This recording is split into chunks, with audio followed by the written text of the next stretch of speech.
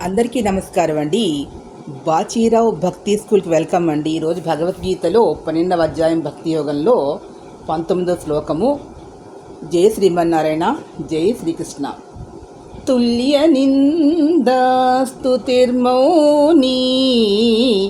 సంతుష్టో ఏన కేనచిత్ అనికేతః స్థిరమతిః భక్తిమాన్ మే ప్రియో నరః.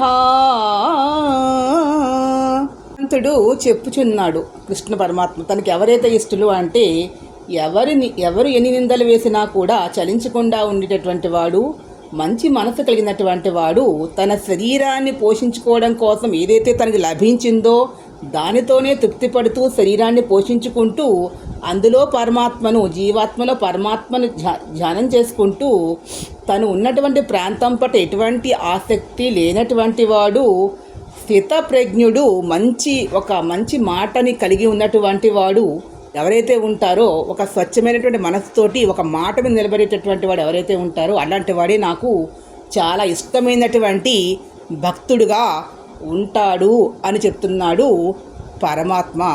జై శ్రీకృష్ణ, జై శ్రీమన్నారాయణ. ఈ వీడియో మీకు నచ్చినట్టయితే please subscribe my channel. Thank you to all.